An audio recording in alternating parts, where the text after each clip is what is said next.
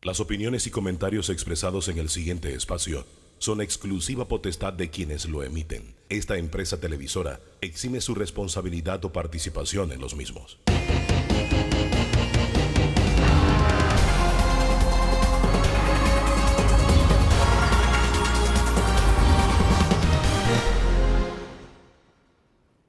¿Qué tal, amigos? Tengan todos muy buenos días. Bienvenidos. Estamos ya en Debate Abierto Dominical. Gracias por acompañarnos a partir de este momento. Estamos viviendo momentos difíciles en este país. Momentos en que cada hora muere más de un panameño.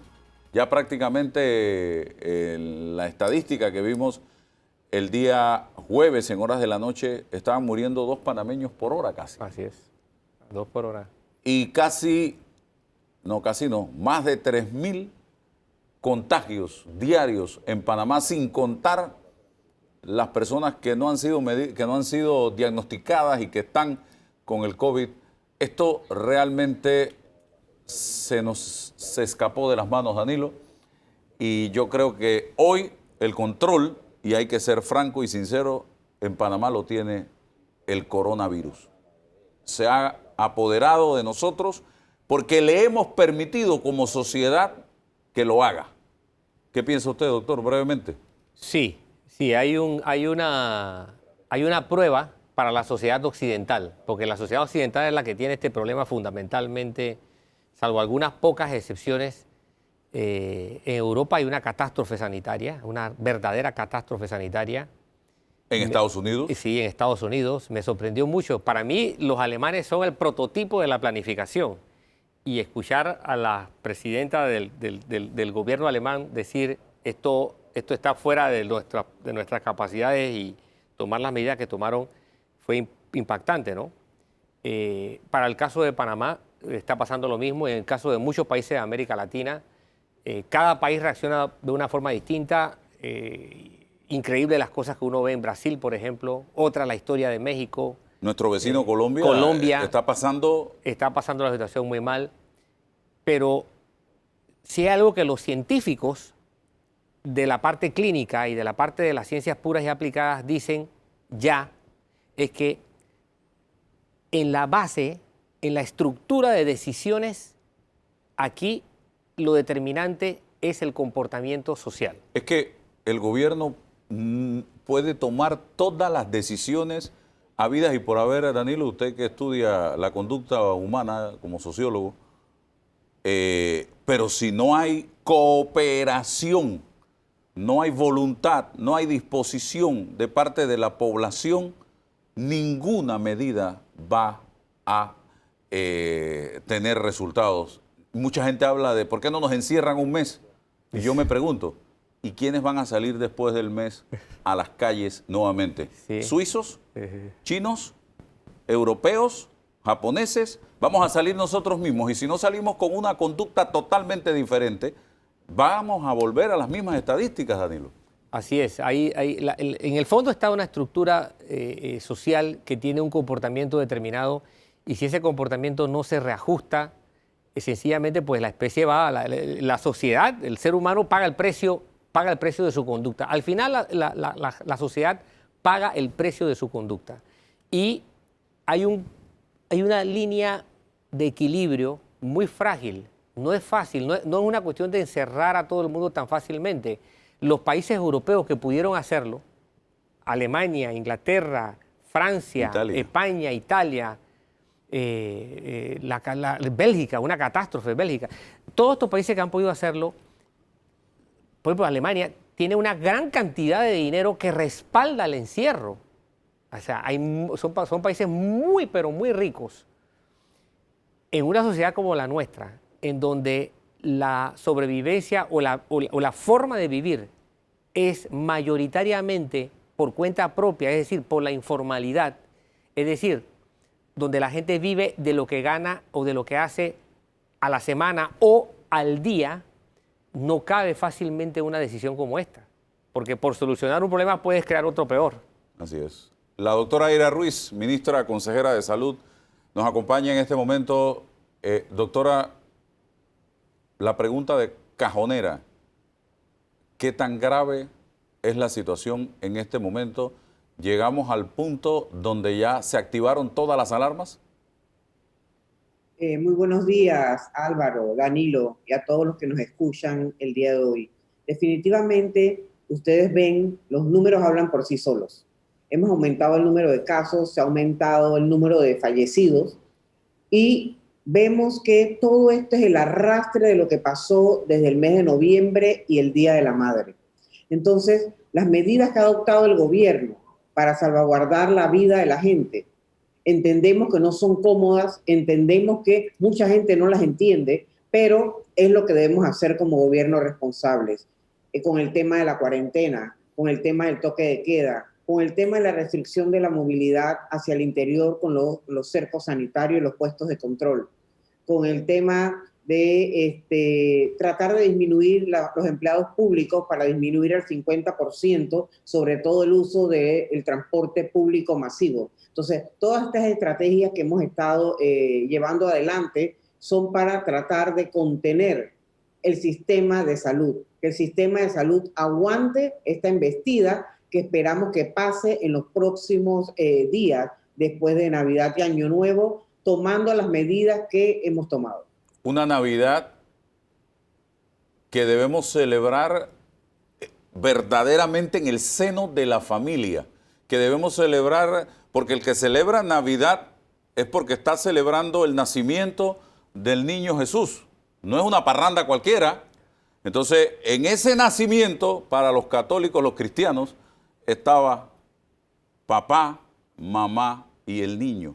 Bueno, emulemos, ¿no es así? Sí. Imitemos eso.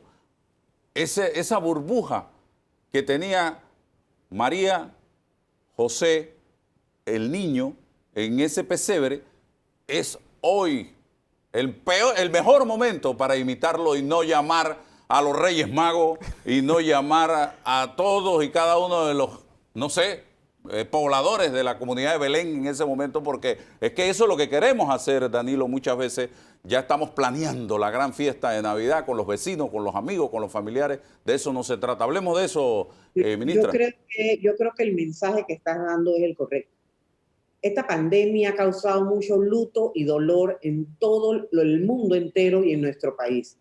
Yo creo que hacer celebraciones de esas magnitudes, lo que tenemos que hacer es reflexionar con nuestra familia y saber que de la manera en que nosotros nos comportemos, vamos a poder celebrar muchas Navidades más los próximos años. Entonces, con nuestra familia, con nuestro esposo, con nuestros hijos, nuestra mamá, o sea, solo el núcleo del hogar, las personas que conviven ahí, y nos tendremos que saludar todos por Zoom, como lo hemos estado haciendo en muchas reuniones que tenemos. Entonces, yo quería retomar un poco lo que conversaba Danilo sobre el comportamiento humano, de que nos encierran y después cuando nos sacan, no somos suizos, no somos alemanes, bueno, todos ellos se están comportando iguales.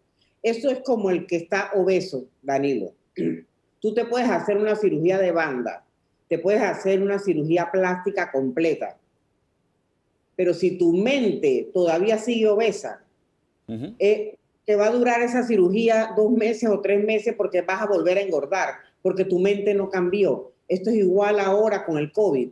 Si nuestro comportamiento y nuestra mente no cambia, el gobierno va a poder hacer lo que sea y vamos a seguir teniendo casos en aumento. Entonces, esto depende de todos nosotros, de nuestro comportamiento. Es que la cuarentena, ministra, debe ser mental. El toque de queda debe ser mental. La ley seca debe ser mental. Si nosotros no aplicamos esas normas que está planteando el gobierno y que se han ido revisando con el pasar de las horas y los días, a raíz de que esto no para, esto va creciendo. Esto es dinámico.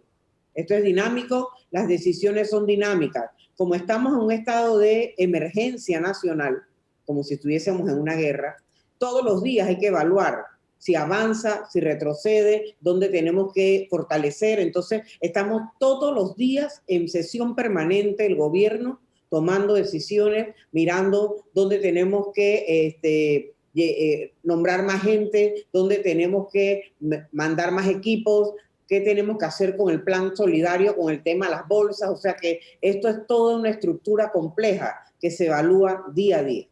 Yo recuerdo marzo, abril, muchos decían, eso es cuento. Yo no conozco a nadie que le haya dado COVID, ni tengo ningún familiar que le haya dado COVID. Eso es un invento para encerrarnos. Hoy yo salgo... Hasta decían que no usáramos mascarilla. Exacto. Hoy, usted pregunta y no hay un panameño que no conozca a alguien dentro de su familia o fuera de su familia, en su círculo de trabajo Sí, no o de vecindad, que no le haya dado COVID y todavía aún más que no haya muerto de COVID. ¿Danilo? Sí, ya es una situación generalizada. Prácticamente yo sigo mucho la pista de los corregimientos y el mapa de Panamá, si tú lo tuvieras que manchar por caso, te aparecería manchado. Alguno que otro por ahí de una comarca no saldría, pero en términos generales el mapa de Panamá saldría registrando incidencia de una frontera a la otra. Ahora, yo quería tocar también algunos hechos culturales, doctora ministra, ¿no? Porque ya está demostrado que esta pandemia solo se puede enfrentar ahora, incluso después de la llegada de la vacuna, con un enfoque social, un enfoque de comportamiento social diferente. Y es que ha habido cierta marca, ¿no? En ciencias sociales a la marca social se le llama estigmatización. Ok, sobre los sectores populares, porque hacen las famosas fiestas estas en lugares públicos que le llaman parking. Cosas No, pero como es que no son los sectores populares nada más. Exacto, no, pero por eso quiero ir. Ha habido cierta estigmatización. Y yo observaba, por ejemplo, cómo en el otro extremo, lo que le ha costado a las autoridades poder frenar las fiestas de graduación. Por ejemplo, en sectores de socioeconómicos medio altos y altos, porque la gente insistía y con rabieta de tener fiesta de graduación. Y es más, hubo algunas celebraciones de graduación y yo podía ver las redes sociales que decían, por suerte nosotros pudimos hacer la nuestra, como si fuera un triunfo el haber hecho la fiesta de graduación en medio de esta pandemia. Entonces, eso demuestra que la estigmatización no obedece a nada realista y que toda la escala social tiene que someterse a un cambio de conducta porque el comportamiento ha sido en uno y en otro caso exactamente el mismo, doctora. Eso lo que quería plantearle. Y eso lo conversaba precisamente con uno de mis hijos en estos días.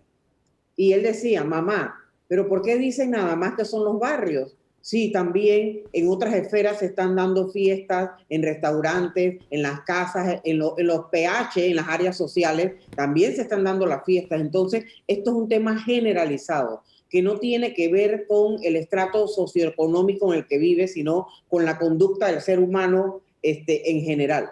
Por eso es que la propuesta de cerrar los PHs después del toque de queda se hace para precisamente evitar estas fiestas que se estaban dando en altas horas de la noche.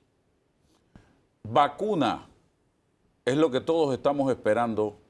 Realmente, señora ministra, ya Panamá ha hecho los contactos, los pagos incluso.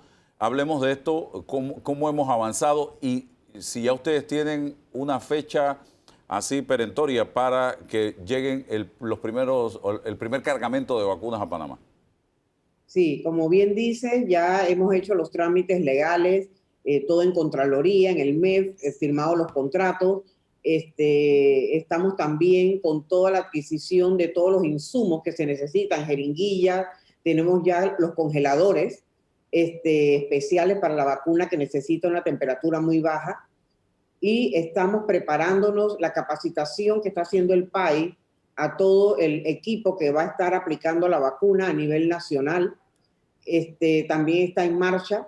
Y nosotros, fecha exacta no tenemos, pero sí sabemos que es el primer trimestre del próximo año. No quiero decir una fecha para no crear expectativas. Entonces, mejor eso se anuncia cuando ya tenemos en firme que ya venga el cargamento por aire, por mar. Entonces decimos fecha. Y entonces va a llegar de las dos, para las 2 dosis que se tienen que colocar a cada persona? Sí, va a llegar y van a estar ellos entregando también cada mes. Van a estar entregando cargamentos nuevos de vacuna hasta completar la cantidad que le compramos. Y también se van a sumar las otras vacunas que también, con las que hemos hecho también acuerdo, así que vamos a tener suficiente vacuna para todo el mundo. La primera dosis es exactamente lo mismo que la segunda dosis, ministra. Sí, ok, sí, son las 2 dosis, son las mismas dosis con un tiempo entre ellas. Hay un sistema especial que va a tener cada ciudadano para que pueda mostrar donde se vaya a poner la segunda dosis, que ya de verdad recibió la primera. Eso va a ser un seguimiento con un software especial en el celular. Y aquellas áreas donde no lo pueden utilizar con celular tendrán una tarjeta especial para poder decir que ya tuvieron su primera dosis. ¿Quiénes se podrán vacunar en esta primera ronda?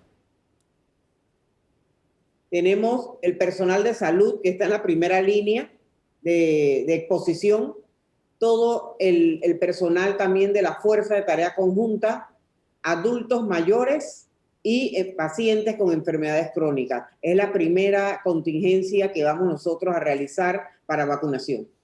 Menos 70 grados centígrados es la temperatura a la que se tiene que mantener esta vacuna. Es lo que hemos leído, ministra, en el momento en que sale de ese ambiente de menos 70 grados. ¿Cuánto tiempo dura la vacuna? Bueno, nosotros sabemos que no dura más de una semana, pero bien conservada, porque no es que va a salir de menos 70 al aire ambiente. Ella va a salir de menos 70 a la cadena de frío que sigue manteniendo, va subiendo la temperatura hasta que llegue a la temperatura en que pueda ser aplicada al ser humano, porque a esa temperatura de menos 70 obviamente se puede. Así que ella no dura más de una semana. Así que tiene que ser algo bien fino, coordinado, con las citas puntuales y que la gente no pierda las citas para ponerse su vacuna, porque si no se perdería. Y evidentemente no se puede vacunar a un paciente si no se tiene una prueba previa de que no es paciente COVID, ministra. Bueno, sobre todo se harán pruebas de antígeno. Exacto. En estos pacientes, o pruebas de anticuerpos para saber si te dio o no te dio. O si lo tienes. Sí, exactamente, o si lo tienes. Tenemos, gracias a Dios, pruebas, es lo que nos sobra aquí en Panamá. Con eso no tenemos ningún problema. Sí, Danilo tenía una consulta también. Sí, doctora, sobre la vacuna. Yo he estado siguiendo esto de la vacuna con noticias internacionales de una manera con mucha proximidad, con mucha atención. Y yo me pregunto por qué no se dice la realidad en el sentido de lo difícil que es adquirir las vacunas. O sea, yo pienso que el gobierno debiera decir sin ningún resquemor lo difícil que es adquirir la vacuna. Es decir, no se trata de comprar la vacuna, no, es más bien un proceso de venta. Las empresas son las que determinan prácticamente la proporción de venta, el tiempo de entrega, la forma en que se entrega. Hay una competencia internacional. La negociación es bien complicada, la negociación no es fácil. Es complicadísimo. Ya las grandes potencias decidieron apropiarse de la gran mayoría de la vacuna a escala mundial y queda muy poco, y hay muchos países que quedaron fuera de la posibilidad de adquirir vacuna hoy día. Es decir, yo creo que a la gente le hace falta conocer lo difícil que es conseguir vacuna y llegar a un acuerdo de despacho, porque eso no lo decide usted, no lo decide el ministro de Salud, no lo decide un gobierno por mucho interés. O sea, esto es una situación mundial sumamente especial y creo que hace falta que la población conozca esta realidad, pues. Sí, la verdad que lo que dices es totalmente cierto. La negociación no fue fácil, pero la ventaja nuestra es que el presidente partió por delante. Desde hace muchos meses reunió el equipo y dijo, estas son las tareas y vayan a cumplirlas. Así que el equipo de Cancillería con el equipo del MINSA se unieron para poder llegar a esto que tenemos ahora, un acuerdo firmado, ya prontamente recibiendo las vacunas. Quiero felicitar a ese equipo de verdad que fue lo máximo, dirigido por Cancillería y por MINSA, porque negociaron como si fuéramos país, aunque dice que somos de alto estándar, pero como grandes, como siempre hemos sido grandes, así como lo que pasó con el canal de Panamá y con todas las áreas revertidas. Así negociamos. O sea que nos hemos estado tratando de tú a tú, hablando en términos beisbolísticos, con los Yankees, los Dodgers y los Medias Rojas de Boston, por ejemplo. Con Así grandes mismo equipos. Los grandes equipos. Y quiero decirles y que la ciudadanía conozca quiénes eran las dos personas encargadas de llevar adelante esta negociación. Dos mujeres profesionales, la viceministra del MINSA, la doctora Ivette Berríos, y en ese entonces la viceministra de Relaciones Exteriores, la ministra hoy, Moinés. Esas fueron las dos mujeres encargadas de negociar esto a nivel internacional. Que fue muy difícil, porque esto es una pelea a escala mundial. Claro, hay países que todavía no han logrado amarrar nada. Colombia tiene 50 Vecinos millones de habitantes y solamente tiene garantizado para 10 millones de habitantes. Wow. Vamos a hacer una pausa, ministra, regreso con usted porque también quiero saber de médicos extranjeros y las contrataciones que ya se está negociando, se está conversando con algunos países. Regresamos. Seguimos adelante. Hablar de traer al país médicos de otras nacionalidades siempre ha sido, wow, muy complicado por diversos factores. Esta vez yo creo que hay un consenso de que necesitamos profesionales de la salud porque no hay lo suficientes en Panamá. Ya el gobierno nacional hizo el anuncio esta semana y nos gustaría saber en qué estatus se encuentra esta posibilidad. Sí, como bien dices, no tenemos médicos especialistas disponibles para poder atender en las salas que tenemos. Tenemos 30 camas de intensivo en el complejo y no tenemos especialistas para poderlas atender. Y tenemos, por ejemplo, el modular necesita también más especialistas si queremos usar las 100 camas, que de verdad no queremos usarlas. Son 100 camas de intensivo, y así en el Hospital Nicolás Solano y en Veraguas y en Chiriquí, para poder abrir más espacio, tanto en UCRE como en intensivo. No hay. Lo que sí tenemos son médicos generales. Nosotros no tenemos problemas con el tema de médicos generales, pero con cardiólogos, neumólogos, intensivistas, tenemos también medicina familiar, terapistas respiratorios, no contamos, y enfermeras también intensivistas. Así que en ese sentido el gobierno ha sido responsable y ha hecho conexiones con OPS que nos está ayudando a conseguir. Hemos hecho también un llamado a los médicos extranjeros residentes en Panamá que lleven sus documentos al MINSA para que sean evaluados, y también hablar con otras naciones para buscar apoyo y poder nosotros salir de este aumento de casos que tenemos en este momento. Bien, ¿ya hay adelantado algo con Cuba específicamente, señora ministra? Bueno, se ha hablado con la embajada cubana, se ha hablado también con médicos en México, médicos en Colombia, médicos en Estados Unidos. O sea, nosotros estamos buscando por todas partes. De hecho, tengo entendido que de los médicos cubanos, tenían un contingente grande que iba para Europa primero, así que nosotros estamos esperando a ver cómo termina la negociación para que vengan a Panamá. ¿Se les va a pagar un salario a ellos o se va a negociar con el Estado directamente o con el país que nos apoye? No, el trato debe ser directamente a los especialistas, no es con el gobierno, es directamente a los especialistas. Se habla, he escuchado por ahí, oye, van a traer médicos de afuera y no le pagan a los panameños. Hablemos de las deudas que tiene el Estado en este momento con los profesionales de la salud en términos generales, porque cada rato vemos brotes de protesta de distintos profesionales de la salud. Sí, cómo no, y tienen todo el derecho también de reclamar, porque cuando uno hace un trabajo, uno requiere también que le paguen. en ese sentido, con el tema de los turnos COVID, en Contraloría eso se refrendó y ellos deben estar recibiendo su pago antes de que termine este fin de año. Con el tema de pagos atrasados de hace 10 años, que también vienen solicitando algunos gremios, eso entonces también entraría, pero no creo que para este fin de año, pero sí para el primer trimestre del próximo año, ya que el ministro Sucre solicitó esa partida especial al MEF para poder pagar esa deuda de hace 10 años que viene, sobre todo el tema de las enfermeras. Así que sí, ellos van a cobrar antes de que termine el año sus turnos COVID como se merecen por el trabajo realizado. Ministra, aquí tenemos que buscar un punto de equilibrio. Economía y salud de la mano ambos, si no, esto no va a funcionar. Aquí cerramos y la economía se fue a pique. Abrimos y la salud se fue a pique. Entonces, ¿cómo lograr precisamente que ambos sectores, el económico y el salud, puedan ir, aunque lento, pero avanzando hacia adelante? La única forma, Álvaro, y todos los que nos escuchan, es poniendo de nuestra parte. O sea, nosotros no hay solución mágica.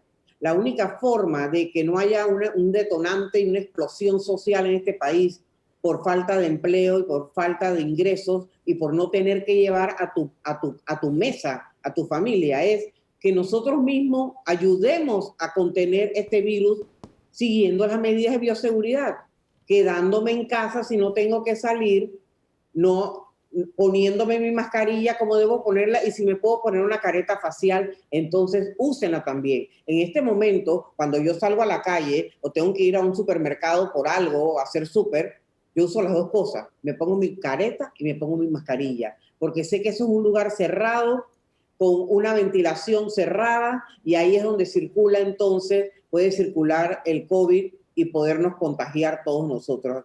En ese sentido, la decisión de que a los supermercados y a estos lugares entrase una sola persona por familia fue la más indicada, y felicitamos al supermercado que tomó por delante esta iniciativa.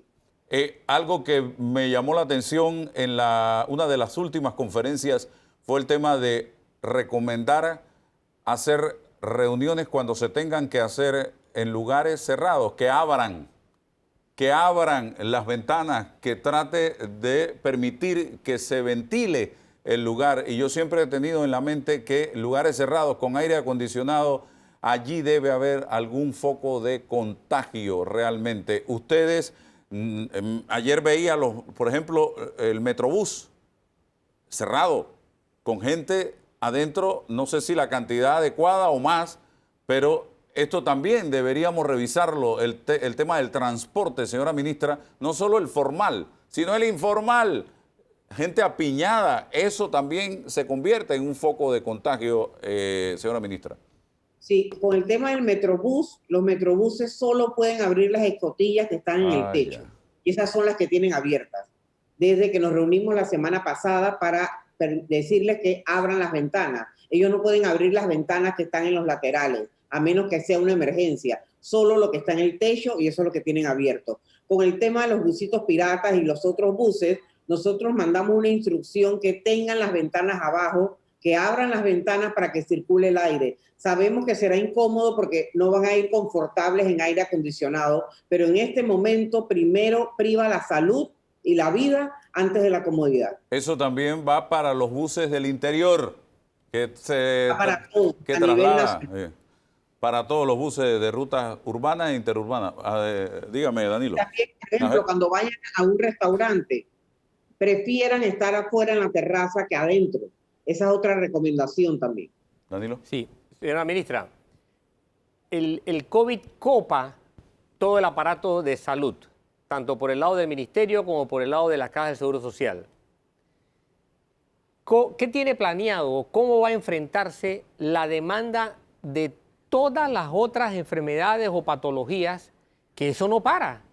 Y que sin duda alguna, de alguna forma habrá que atenderla. O sea, ¿qué decirle a la población que necesita atención médica que no sea por COVID? Bueno, en aquellas patologías crónicas que el estilo de vida, intenten mejorarlo.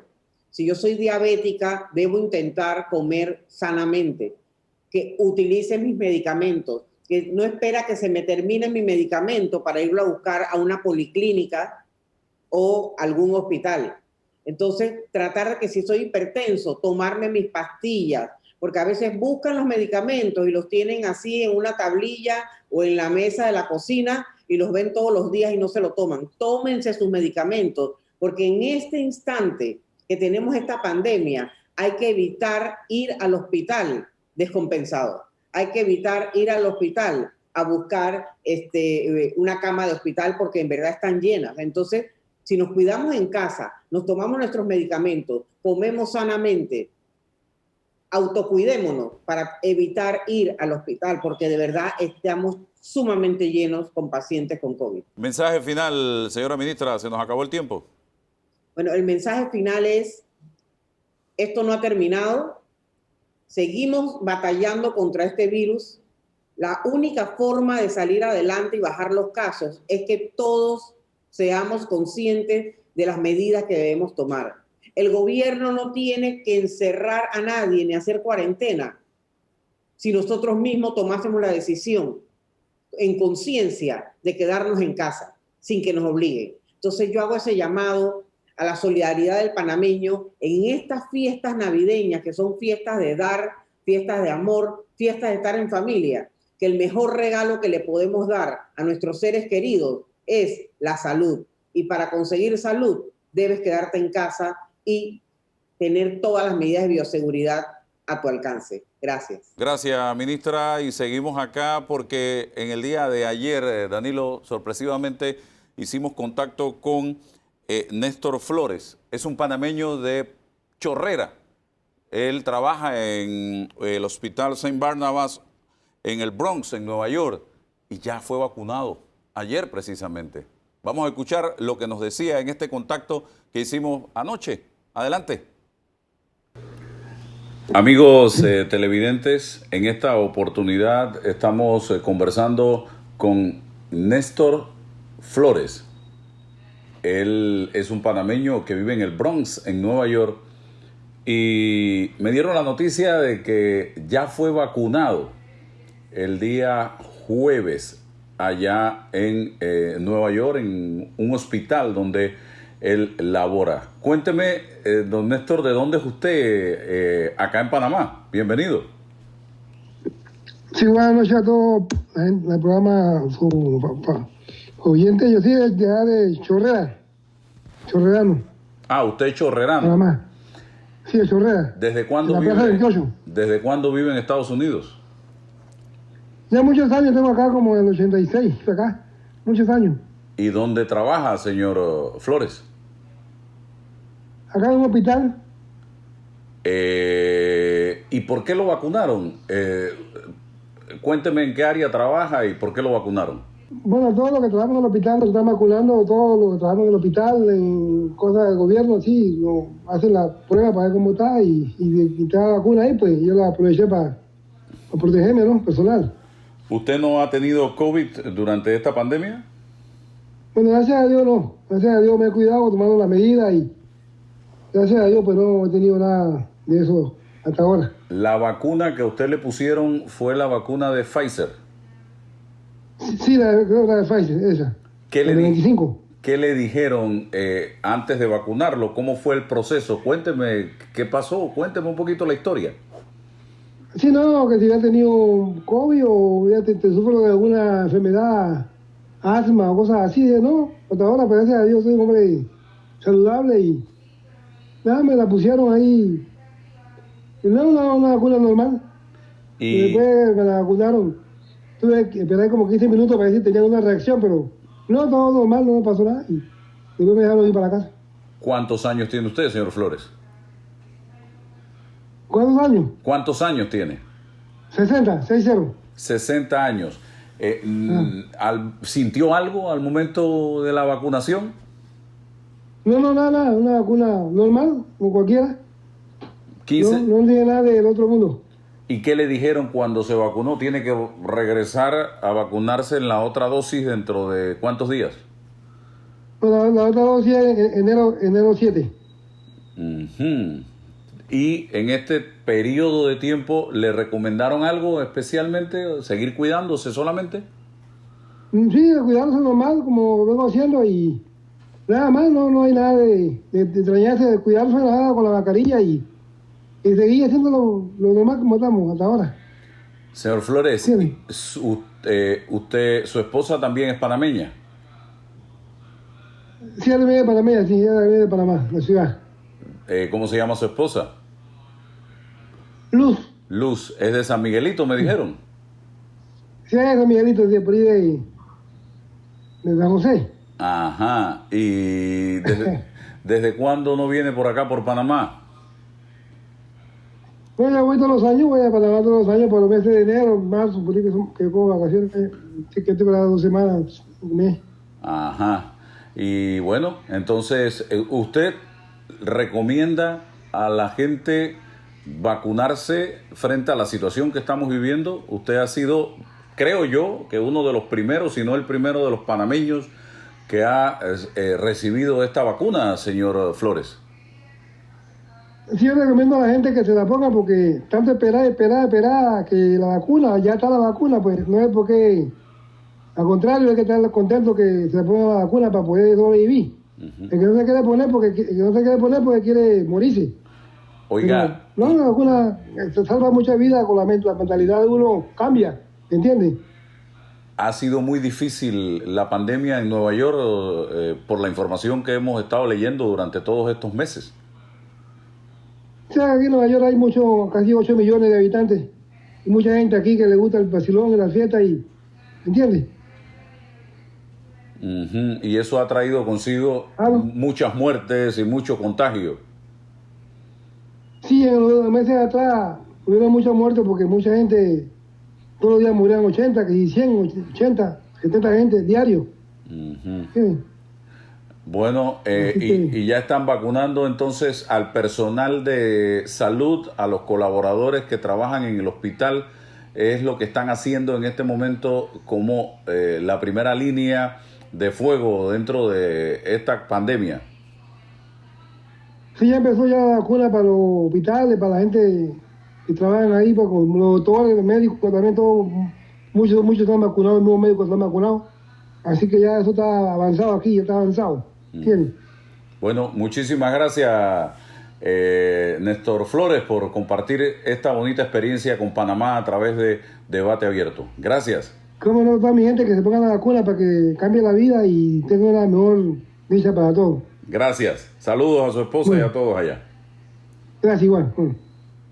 Bien, este humilde panameño, trabajador de un hospital allá en el Bronx, en Nueva York. Nueva York la pasó difícil y la sigue pasando difícil. Y mira lo que dice la tarjeta de vacunación. Nombre del producto, manufactura y el número de lote. Están llevando todo ese dato pormenorizado por cualquier situación que pueda darse en un momento determinado. Así es. Me llamó la atención que uno de los logos que yo alcanzo a ver es el del Centro de Control de Enfermedades de Atlanta, CDC. el que dice CDC, exacto. Pero fíjate lo importante que es que el público se involucre en esto, que a pesar de que estamos hablando de una nación cuyo idioma oficial es el inglés, la tarjeta lleva una indicación en español. Exacto, ahí está. Por favor, guarde esta tarjeta de registro que incluye información médica sobre las vacunas que ha recibido. Exacto. Ahí tú te das cuenta cuál es el interés de la política pública del Estado. Es decir, esto le tiene que llegar a todo el mundo.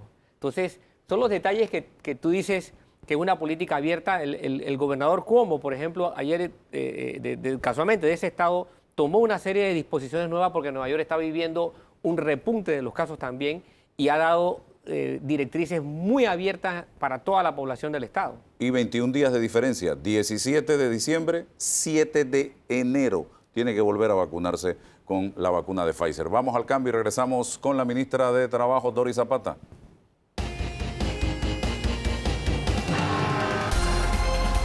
Avanzamos, señoras y señores. Como habíamos anunciado, la ministra Doris Zapata está con nosotros en este momento.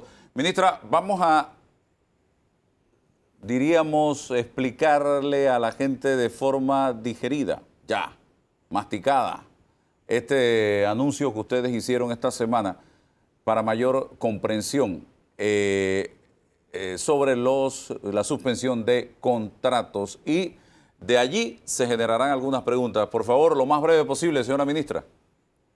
Muchísimas gracias, Álvaro, por la oportunidad.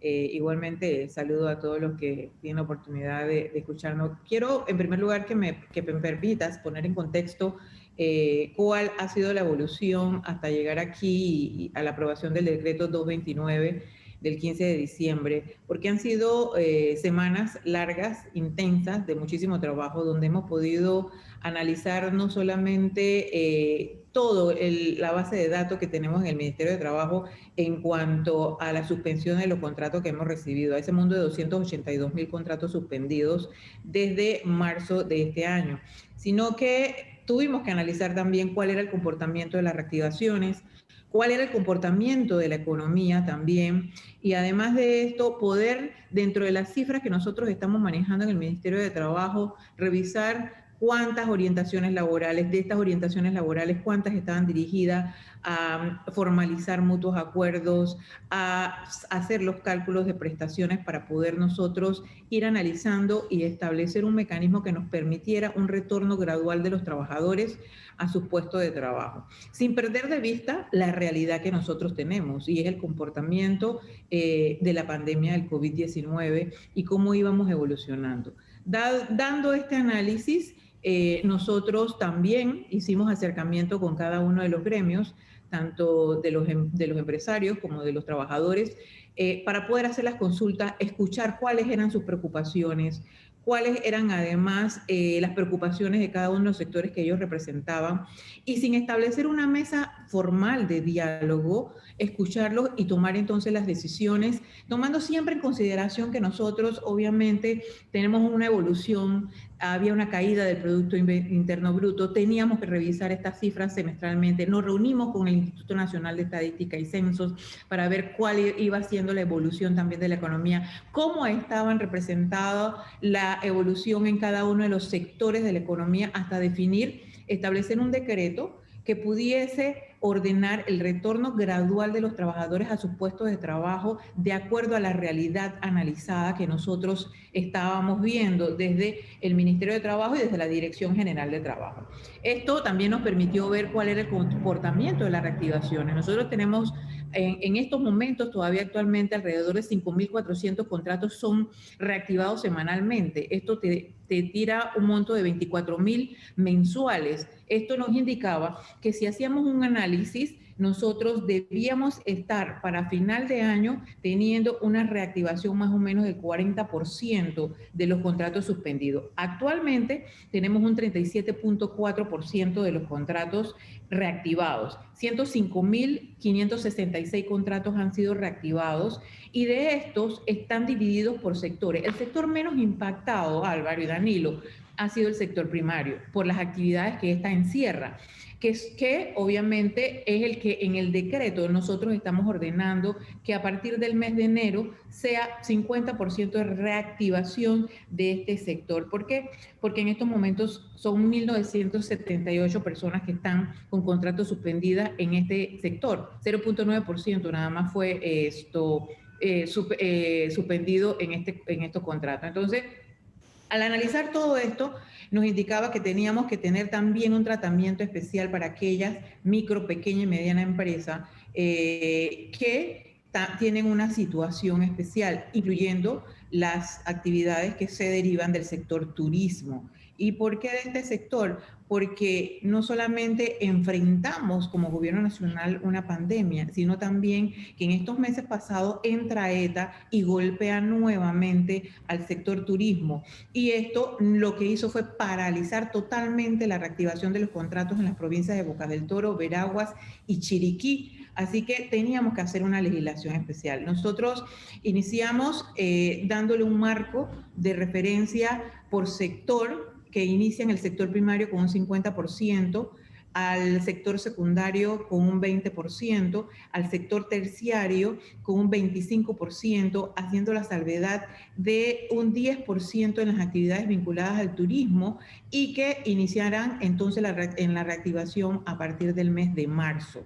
Y obviamente las empresas del sector terciario, que son las micro y pequeñas empresas que tienen menos de 10 trabajadores, también entonces entrarán con un 10% a reactivar a cada uno de sus trabajadores. Para nosotros esto era importantísimo establecerlo, como también establecer dentro de este decreto que fuera un ordenamiento que nos permitiera también siempre estar sujetos a el comportamiento de la pandemia, y por eso es que estamos haciendo una programación de enero prorrateada mes a mes que se extiende los 5 meses consecutivos, y que definitivamente podamos garantizar no solamente la estabilidad de las empresas, la permanencia de las empresas, sino también minimizar los efectos negativos que puedan tener los trabajadores en su puesto de trabajo. Ministra. Nosotros hemos calculado, como ministerio, se ha hecho un cálculo de desempleo.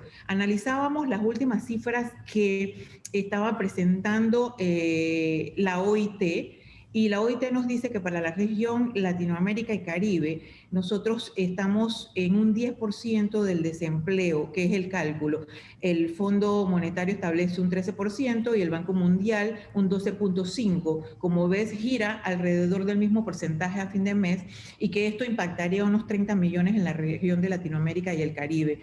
Definitivamente vamos a tener una cifra de desempleo. Nosotros iniciamos con 7% de desempleo, según las cifras del Instituto Nacional de Estadística y Censo. Seguimos reuniéndonos. Ellos han hecho una encuesta del mercado laboral telefónica y las cifras coinciden más o menos con la proyección que ha estado haciendo la OIT y los diferentes organismos internacionales en función del comportamiento en la región de Latinoamérica y el Caribe.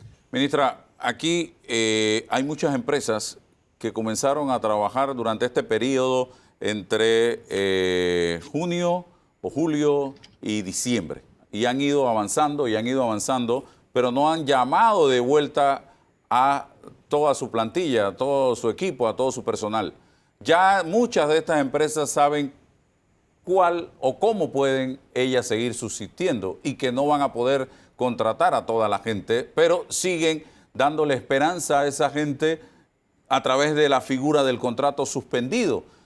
¿Qué vamos a hacer con esta gente? ¿No se les debe llamar a esos trabajadores y decirles, señores, esta es la situación, ustedes no van a regresar, esta es su liquidación, y vean a ver cómo pueden, con ese dinerito que van a recibir de liquidación, emprender un nuevo negocio, un emprendimiento? ¿Qué piensa, qué va a hacer el Ministerio de Trabajo con estos casos? Mira, Álvaro, es una realidad lo que estás planteando. De hecho, ya se han dado cierres de avisos de operaciones en el Ministerio de Comercio e Industria.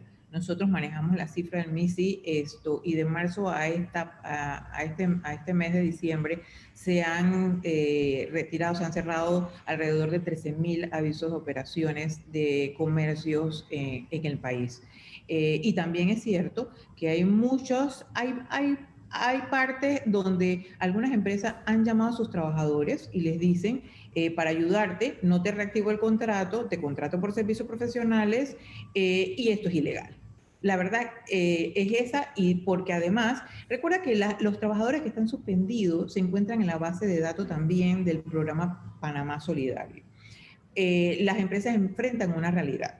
Y por eso es que nosotros mantenemos comunicación tanto con los gremios organizados de trabajadores y empresarios, porque cada empresa debe saber su realidad y obviamente también debe hacer el llamado a los trabajadores para poder hablar en un momento como este, solidariamente, y poder llegar a acuerdos. Porque finalmente nosotros lo que estamos haciendo es el ordenamiento gradual de la reactivación de los contratos. Va a llegar un momento en donde después de tantos meses, si la empresa no está en capacidad de reactivar los contratos de ese trabajador, deberá por supuesto, aplicar lo establecido en el código, aplicar lo que establecemos nosotros para poder hacer el arreglo y reconocerle sus prestaciones laborales a cada uno de los trabajadores y hablar, si no hay la posibilidad de que regresen, establecer esa comunicación sincera de mutuo acuerdo para poder ir resolviendo y estableciendo, tal como tú lo dices, si hay la oportunidad de emprender en algún negocio, de buscar otra oportunidad. Hay sectores de la economía que no han parado, hay sectores de la economía que nosotros visualizamos que han sido prioritarios estratégicos en medio de esta pandemia, y también nosotros aquí en el Ministerio de Trabajo manejamos una gran cantidad de contratos nuevos que han sido registrados en algunas actividades que han tenido la posibilidad de, en medio de la pandemia, agilizar sus actividades, inclusive que estas actividades se vean mayormente en movimiento. Y aquí tenemos un registro importante de contratos que hemos podido revisar también desde la Dirección General de Trabajo. Sé de casos de personas que los han llamado para trabajar en algún lugar y la respuesta del trabajador es: yo puedo, pero sin compromiso porque es que tengo trabajo. Lo único que mi contrato está suspendido. Entonces, ¿qué empresario va a querer llamar a una persona que no asume compromiso porque tiene allá un trabajo donde tenía 3, 4, 5, hasta 10 años y no quiere perderlo? Entonces, por eso es que es mi planteamiento: señores, vamos a poner orden, vamos a poner las reglas claras, y la empresa que no puede seguir con esa planilla, que simple y sencillamente liquide al trabajador. ¿No es así, ministra? No sé. Totalmente de acuerdo contigo, Álvaro, y es parte de lo que tú planteas. Es parte de la relación y de la confianza que debe haber. Nosotros desde un principio que iniciamos este proceso que nos ha permitido normar, reglamentar el Código de Trabajo, hemos establecido la importancia de una relación laboral sana que entienda que estamos viviendo una situación inédita y que se hace necesaria la solidaridad y el entendimiento. Hay muchísimos empresarios que han estado apoyando inclusive a sus trabajadores que tienen suspendido y le han estado dando aportes para poder garantizar que estos puedan tener algo más que el bono de Panamá Solidario. Pero también es importante resaltar que llegamos al punto donde la economía y donde la salud tiene que ponerse de acuerdo, y tenemos nosotros que establecer las medidas que nos garanticen también y podamos entender que todos somos panameños. Hay muchísimos panameños dueños de empresas que ha sido su lucha durante todos estos años para tener una empresa estable, que también son panameños y también son trabajadores que todos los días se paran para poder mantener una empresa. Igualmente que los trabajadores panameños, a quienes nosotros valoramos y también estamos planteando precisamente la necesidad, que es injusto que nosotros después de tantos meses no establezcamos unas reglas para el retorno, ya sea a sus trabajos con la posibilidad que estos puedan ser reactivados, o que puedan establecerse los mecanismos y definirse si la empresa no puede, si tiene que liquidar, si tiene que despedir, que lo haga, pero siguiendo cada una de las normativas legales y reconociéndole cada una de las prestaciones a los trabajadores para poder que ellos tengan la oportunidad, así como tú dices, de aspirar a otro empleo o de emprender también en alguna actividad. Eso para nosotros es importantísimo. ¿Se ha pensado por parte del gobierno algún tipo de apoyo, algún tipo de ayuda al sector privado frente a esta situación? Porque muchos dicen no tenemos ni siquiera para liquidar a los empleados, y es por eso que no los liquidamos. Mira, Álvaro, debo decirte que desde el Gobierno Nacional nosotros hemos emprendido varias iniciativas. Tú sabes que no solamente las que han estado dirigidas a apoyos fiscales, sino también a los préstamos a algunas empresas, y sobre todo haciendo un énfasis entre la micro, mediana y pequeña empresa. Desde el Ministerio de Trabajo no solamente nosotros estamos articulando algunas actividades, sino que también el mismo hecho de estar dándole la oportunidad de que ellos puedan tener un marco donde el retorno de los trabajadores sea gradual y porcentual, les apoya para poder definir cómo va a ser esa activación en sus actividades. No es lo mismo una empresa que abrió hace 3 meses que una que abrió 6 meses. Ha tenido la posibilidad ya de tener una mayor entrada y de poder definir cómo va a ser precisamente ese movimiento. Así que yo creo que en función de eso y en función de cada uno de los anuncios, ayer el presidente firmó igualmente también una iniciativa para poder seguir apoyando a esta reactivación de la economía, que más que reactivación es recuperación de la economía. Nos vemos en una disyuntiva. Si nosotros observamos que era una de las cosas que nos planteamos cuando nos sentamos en la mesa para tomar las decisiones, que no fue una decisión prematura, Álvaro. Nosotros teníamos que sentarnos a analizar cuál era el comportamiento y eso tenía que ser parte de un análisis de más de 1 mes y medio hacia atrás. No podíamos tomar una decisión al 15 de diciembre desconociendo cómo iba el comportamiento de la pandemia y cómo iba también el comportamiento de la economía. Una de las cosas que revisamos nosotros fue la caída del Producto Interno Bruto en cada una de las actividades. Y esto ha permitido también las decisiones que desde el Gobierno Nacional hemos estado estableciendo y las iniciativas que el presidente ha podido establecer a nivel también de materia fiscal y de préstamos a estas empresas. Bien, Danilo Toro. Sí, ministra, usted ha dado una serie de datos que registro como significativos aquí.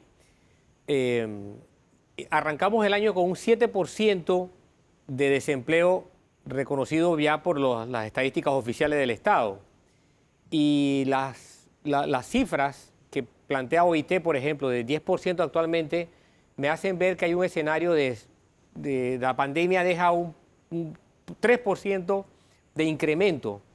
Mi pregunta es si estamos tomando en cuenta, si el ministerio suyo ha estado lo suficientemente pegado a Contraloría para medir el desempleo oculto, el subempleo y sobre todo la informalidad, porque habrá mucha gente que no se identifique como desempleado, pero que está volcada a la informalidad, y este es un país que cuando estábamos, antes de que comenzara la pandemia, cuando estábamos a principio de año, comenzando el año, ya tenía más de 40% de informalidad. Así que yo supongo, yo tengo que imaginarme con muy buena fundamentación que la informalidad representa posiblemente más del 50% de la ocupación de la población económicamente activa. Eso es una. La segunda pregunta o observación, ministra, es que yo me la imagino usted como esa gente que se va a las montañas y entre montaña y montaña tiran una cuerda y comienzan a caminar con esas varas enormes. Porque por un lado tiene la presión de los sindicatos que dicen es injusto estas cuotas de retorno de los empleos suspendidos, de los contratos suspendidos, y por el otro lado tiene la presión del sector empresarial que dice, pero ¿cómo voy a retornar gente a mi empresa si no tengo con qué pagarle? Tan sencillo como eso. ¿De qué lado tiene usted más presión y cómo está haciendo para caminar por esa cuerda con el viento que le está pegando y con la vara esa que no sabe cómo manejarla allí, ¿no? Cómo rifársela, ya que esa palabra está de moda ahora? Gracias, Danilo. Quiero decirte que nuestra tarea es ser la balanza objetiva en las relaciones laborales. No es fácil. Y no es fácil porque en estos momentos, para que veas, el Gobierno Nacional tiene una gran disyuntiva porque nosotros somos también parte de todo este proceso. Si bien es cierto, los trabajadores tienen sus reclamos, los empresarios también, el Gobierno Nacional le interesa poder reactivar porque nosotros también estamos golpeados como Estado dentro de esta relación de trabajo y somos parte de la relación, por eso manejamos una relación tripartita lo más fluida que podamos. Desde que llegamos a esta institución, hemos tratado de llevar una comunicación con cada uno de los sectores. No es fácil ser la balanza objetiva entre estos dos sectores y garantizar la paz social. Es lo que nosotros hemos insistido con cada uno de estos sectores. El trabajo en equipo, el entendimiento sobre todo de la situación que pasamos. Si no estuviésemos en medio de una pandemia, el manejo de las relaciones laborales estuviese solamente centrada en los conflictos que manejamos dentro de esta institución. Pero en medio de una pandemia, con tantas aristas, con una situación de salud pública establecida, con medidas de bioseguridad en cada uno de los espacios laborales, se hace necesario que podamos seguir conversando y establecer esos diálogos en las mesas tripartitas. Si bien es cierto, nosotros le hemos dicho a cada uno de los sectores que es importante conocer cada uno de sus puntos de vista, estamos en una situación donde el gobierno nacional tiene que tomar decisiones y eso es a lo que nosotros hemos estado aludiendo y hemos estado tratando de hacer hasta este momento con la herramienta que nos rige, que es el Código de Trabajo.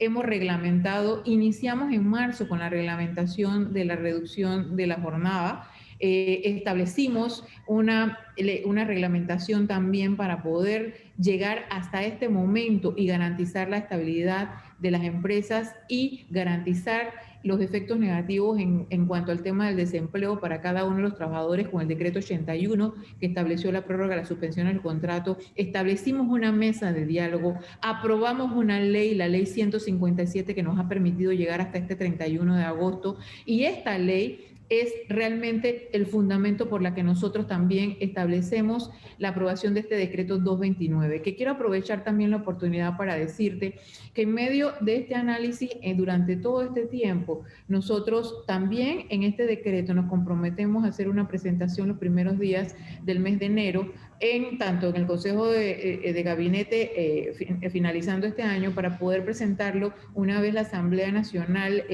regrese del receso, para poder ir estableciendo las normativas que son, que deben ser ley de la República y que hemos estado estableciendo en esta normativa con carácter retroactivo. Bien, entendiendo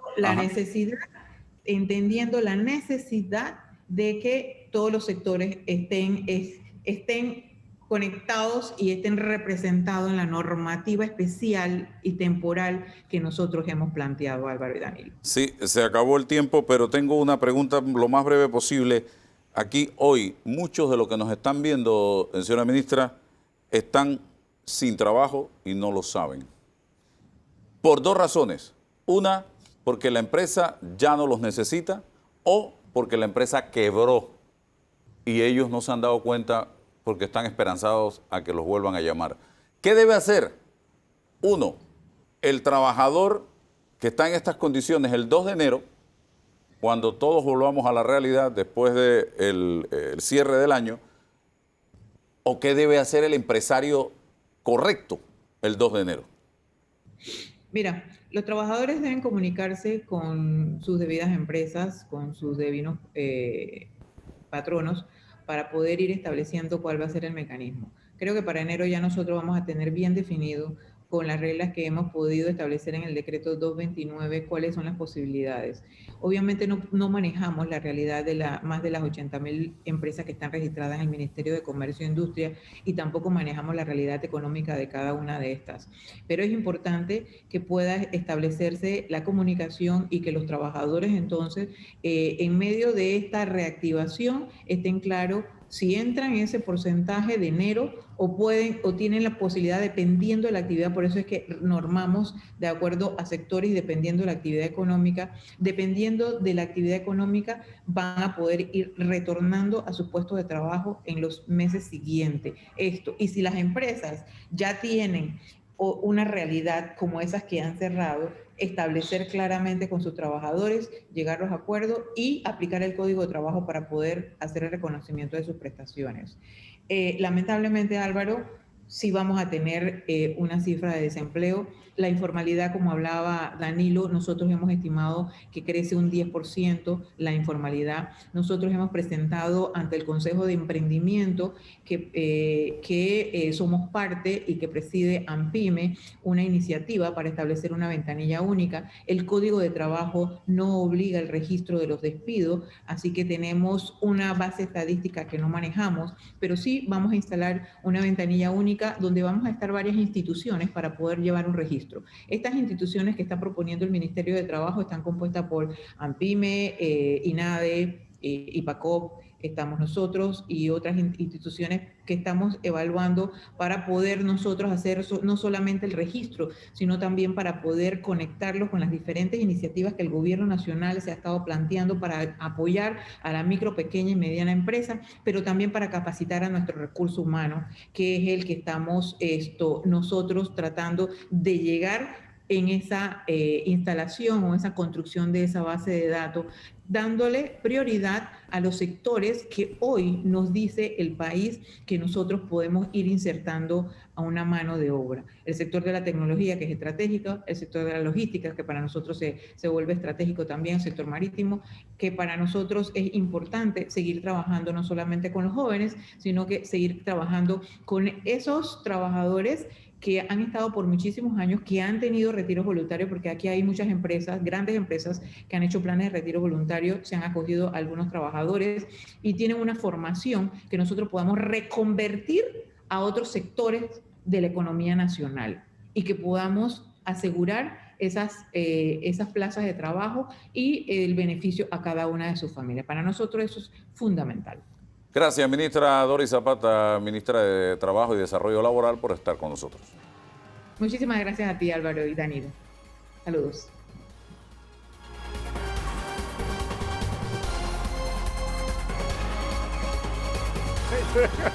Sigan buscando, ¿eh? Amigos, ¿qué tal? Vamos adelante ahora con el consultor René Quevedo, consultor en asuntos laborales específicamente, para conocer, Danilo, de viva voz de René, cómo ve lo que está pasando en el país, acorde con lo que plantea el Ministerio de Trabajo a través de este nuevo decreto, creo que fue, que se anunció la semana esta que termina, sobre los contratos suspendidos, señor Quevedo. Sí, buenos días, Álvaro. Saludos, Danilo. Gracias por la invitación. Bueno, yo creo que ya bastante se ha dicho que nos debatimos entre un colapso sanitario y un colapso económico. Creo que el decreto recién anunciado por Mitradel, bueno, por un lado le brinda cobertura jurídica a unos trabajadores que quedan en limbo con la finalización del decreto actual.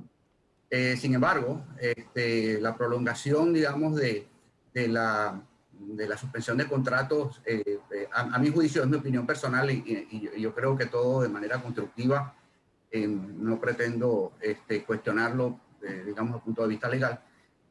Pero yo tengo un problema con esto, es decir, a ver, según las proyecciones del mismo Mitradel, este año debemos cerrar con aproximadamente 25% de desempleo. Es decir, esto quiere decir que va a haber unos 550.000 desempleados al final de año. Habida cuenta que había 146 el año pasado, este año se estarán agregando 400.000 nuevos desempleados. Insisto, todavía estamos esperando el informe de la Contraloría que debe salir pronto. Pero, ¿qué significa? 400.000 empleos perdidos en una economía que genera aproximadamente, en el mejor de los casos, 50.000 empleos por año, nos llevará 8 años reponer o recuperar los empleos que se van a perder o que se perdieron este año. El problema que yo tengo con el decreto de Mitradel es que presupone que en 6 meses nosotros vamos a tener un nivel de actividad económica y empleo similar al existente antes de la pandemia, lo cual no es cierto. Entonces, yo creo que eso, digamos, sin entrar en detalles, creo que eso es un tema, digamos, desde mi punto de vista. Sin embargo, creo que todo, dentro de todo esto, la recuperación va a ser gradual. Acabamos de escuchar las proyecciones que hizo, o realmente los informes que hizo la Contraloría sobre el desempeño del Producto Interno Bruto en el tercer trimestre, y estamos hablando de caídas en el comercio de 24%, construcción 51%, industria 26%, hoteles y restaurantes 51% y transporte y logística casi 7%. Esos sectores que se contrajeron representan la mitad de los empleos, ¿okay? Entonces, esos sectores no se van a recuperar pronto, de tal manera que, digamos, de allí mis reservas con respecto a la viabilidad de lo que presume el decreto, ¿no? Pero yo creo que es un tema que en realidad el desempleo o el empleo es una consecuencia de la actividad económica. Es decir, nadie puede decretar la reactivación económica.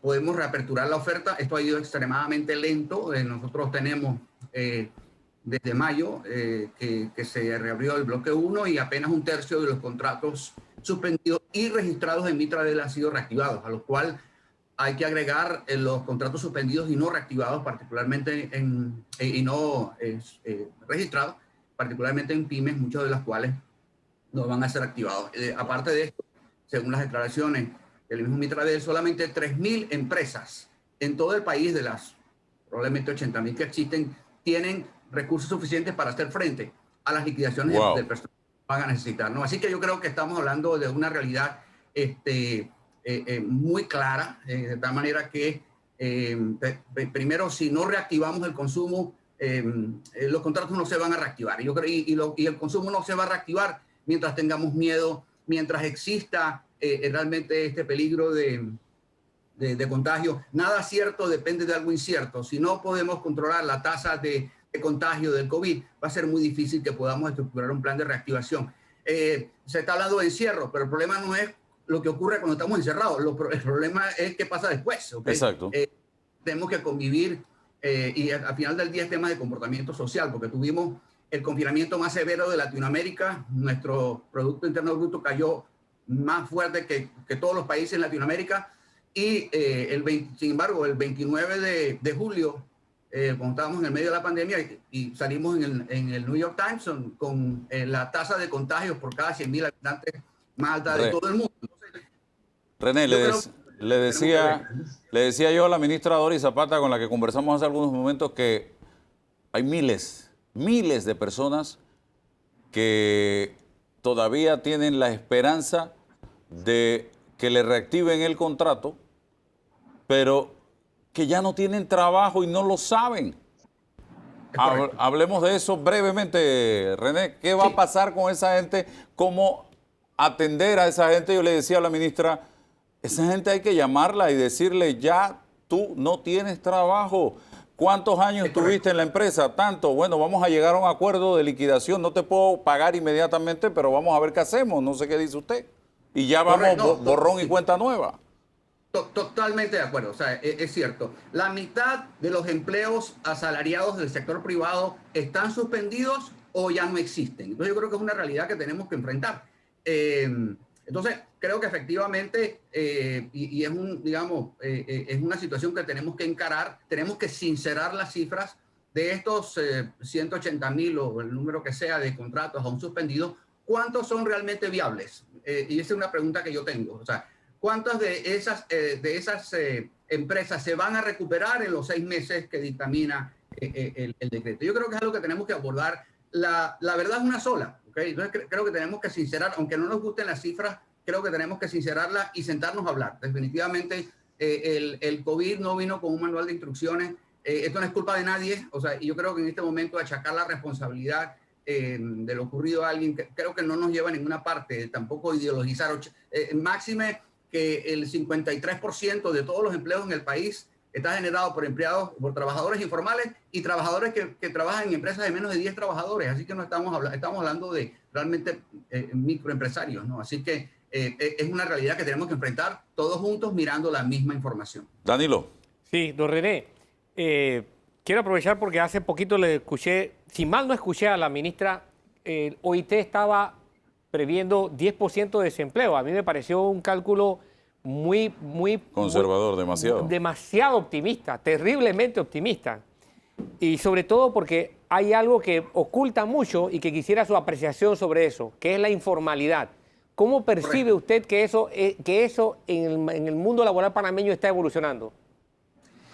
Bueno, sí, yo creo que ese es el tema, ¿no? O sea, lo que está ocurriendo es que no solamente ha habido una caída muy fuerte en el desempleo, porque el mismo Mitradel ha hablado públicamente de una proyección entre el 20 y 25%. ¿Okay? La informalidad va a subir porque, de hecho, lo estamos viviendo en este momento. Va a haber una transición. Ahora, ojo con la informalidad. Es decir, el problema es que nosotros tenemos la percepción de que informales son buhoneros y extranjeros. ¿Quiénes son los informales? Los empleados sin contratos los trabajadores independientes, aunque coticen y paguen a la Caja del Seguro Social, los trabajadores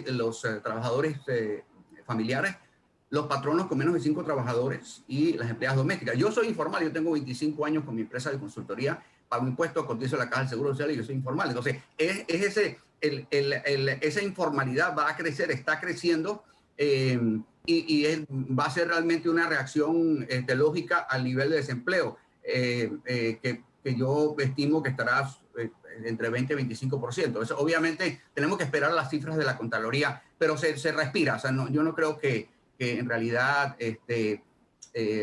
haya falta mucho análisis. Máxime que muchos de los contratos que se están reactivando en condiciones diferentes a las existentes prepandemia. Es decir, estamos hablando de salarios reducidos, estamos hablando de jornadas reducidas.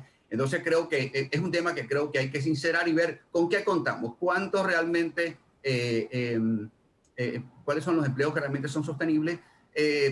Como digo, podemos abrir todos los negocios, podemos abrir todas las industrias, pero es una reapertura de la oferta.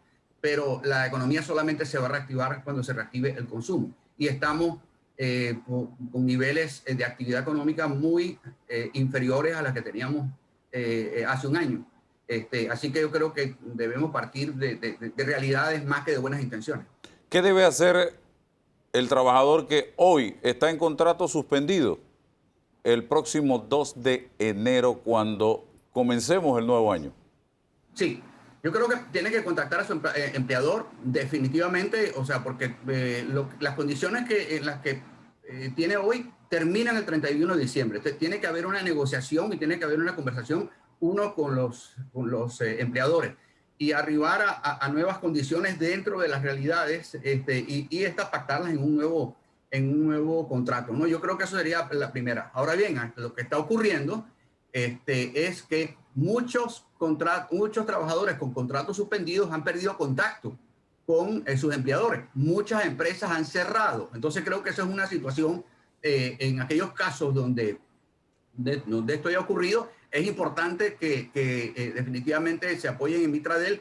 Creo que los servicios de Mitradel, definitivamente creo que hay que exaltar eso. Están para ayudar en estos momentos. Estamos ante una situación sumamente complicada. Solamente vamos a salir de esto si hablamos.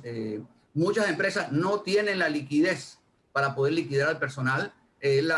Por otro lado, las empresas no van a reactivar trabajadores operando un 30% de capacidad. Entonces, yo creo que tenemos que combinar estas cosas y hablar. Y como dicen, ¿no? Es decir, no tengo para pagarte, ¿cómo hacemos un arreglo de pago? Estoy yo inventando. Eso debe cada trabajador sentarse con su empleador y buscar la manera, ¿no? Muchas empresas no tienen la capacidad financiera para contratar, tenerlo en planilla, ¿ok?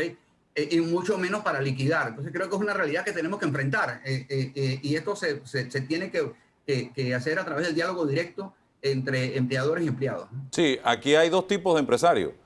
El que pretende jugar vivo, a ese el Ministerio de Trabajo tiene que caerle. Correcto. Y al que es claro, sensato, correcto y hace las cosas bien y va de frente, el Ministerio de Trabajo tiene que buscar un mecanismo de mediación con el trabajador. Sí, definitivamente. Para cerrar, algún tipo de... ¿se ha dado la experiencia en otros países de algún tipo de apoyo gubernamental al sector privado en medio de la pandemia? Panamá no tiene esa figura en este momento. Sí, es correcto. Y tiene una situación financiera, el Estado tiene una situación financiera complicada. ¿Okay? Entonces, sí, ¿cómo yo visualizaría algunas cosas? Definitivamente hay que ayudar a las empresas. Hay unos planes de asistencia a las MIPYMES, etcétera, pero también hay que ayudar a las empresas que se encuentran en esta dificultad, ¿verdad? Tenemos que pensar en el trabajador, es decir, estas empresas que tienen la dificultad de poder pagar, que van a continuar, pero tienen dificultad para hacer frente a este tipo de compromisos, que se les busque algún tipo de ayuda. Uno. Dos, creo que los trabajadores, pues, se les suspenda el contrato, se les mantenga la suspensión del contrato. Creo que deberíamos revisar la cantidad que se le paga en bono solidario. $100 definitivamente que es muy bajo. Deberíamos tener algo que se aproxime al costo de la canasta básica, que está alrededor de los $320 mensuales. Así que sí, definitivamente hay políticas de estímulo fiscal que se están haciendo a nivel mundial. Sin embargo, el gobierno panameño no tiene, a mi juicio, la capacidad financiera para embarcarse en un plan de este tipo, pero obviamente, insisto, creo que es cuestión de prioridades. En este momento tenemos que focalizar la inversión en la inversión productiva más que en el gasto superfluo, ¿no? Pero definitivamente son cosas que hay que analizar en un contexto global. Gracias, René Quevedo, consultor, por estar con nosotros en el día de hoy. Seguimos, amigos. En esta oportunidad hacemos un paréntesis porque hay información a nivel internacional muy positiva sobre la vacuna de la empresa Moderna, que es una empresa estadounidense de biotecnología especializada en el descubrimiento y desarrollo de fármacos y tecnología, mucho más pequeña que Pfizer, pero que ha logrado también desarrollar una vacuna. Con nosotros Marta Illueca, está con nosotros médico panameña, y ha estado en varios programas de debate abierto, y le hemos pedido que por favor nos dedique unos minutos para hablarnos de esta vacuna de Moderna. ¿Cuáles son las características y la diferencia entre esta vacuna y la vacuna de Pfizer? Doctora. Buenos días nuevamente. Me complace que me hayan tomado en cuenta para compartir pues la buena noticia de que en menos de 8 días pues prácticamente tenemos 2 vacunas aprobadas, ¿no? Este jueves, 17 de diciembre, el Comité Asesor de la FDA, que es la Administración de Drogas y Medicamentos de los Estados Unidos, recomendó prácticamente por mayoría, 20 votos a favor, una sola abstención, y la abstención no tenía que ver con la seguridad de la vacuna, sino más bien con lo amplio que es el lenguaje de estas aprobaciones de emergencia, ¿no? Porque obviamente hay que esperar un poquito para la licencia final, ¿no? Entonces es una vacuna del tipo mRNA, que es la misma plataforma de Pfizer. También son 2 dosis, pero la diferencia es que la vacuna de Moderna se da 28 días aparte, prácticamente un mes. La de Pfizer 3 semanas aparte las 2 dosis. Y la otra diferencia es que la vacuna de Moderna se le está dando la autorización para uso en mayores de 18 años. La de Pfizer se autorizó para usos mayores de 16 años porque el estudio de Pfizer incluyó un grupo un poco más pequeño, pero que bajaba hasta esas edades de 16 años. Ok, la logística es diferente. ¿Cuándo pudiera estar en el mercado, tratándose de una empresa más pequeña, el tema de las temperaturas y demás? Sí, la vacuna de Moderna no requiere las temperaturas tan extremas que requiere la de Pfizer. La de Moderna está en los primeros 20 grados bajo cero. La de Pfizer está pues tan abajo como casi 70 grados bajo cero Celsius. La logística es similar. Ya la vacuna, la remesa ya se fabricó, ya está lista para distribución. Lo único es que Moderna, a diferencia de Pfizer, sí tenía un compromiso ya adelantado de varios meses de entregar esa remesa solamente en los Estados Unidos. Entonces ahora mismo en Panamá pues no tenemos ese acceso inmediato, pero ya la misma logística de que la producción de la vacuna ya se estaba haciendo bajo riesgo, y ahora pues se trata pues de encaminar esa distribución primeramente en Estados Unidos, y esperamos pues pronto una buena noticia de que Moderna pueda ya extender esa producción a otros países del mundo, por supuesto, incluyendo a Latinoamérica. Según su experiencia, una pregunta quizás tonta, no sé, al fin es una pregunta, ¿cuál es mejor de las dos? Bueno, si no las estudiamos lado a lado, no podemos decir cuál es mejor, pero cuando revisamos la data, la magnitud de la efectividad de cada una es comparable, al menos en número, y la seguridad de las dos es bastante marcada. Así que yo creo que son 2 vacunas muy efectivas hasta el día de hoy, la data que tenemos, y muy seguras, y sobre todo pues que van a estar accesibles. La primera va a ser la de Pfizer, que llegue a Panamá. Entonces ya vamos a tener esa plataforma de mRNA, que en realidad se ha comportado de una forma excelente en todas las pruebas. En unas 21 días, en otras 28 días. ¿Cuándo Correcto. comienza a surtir efecto en cuanto a la inmunidad que te genera ante el virus esta vacuna? Lo que se ha observado es que en los primeros 10 días a 2 semanas ya se empieza a montar esa respuesta, pero es una respuesta que es importante, entiende el público, no es completa.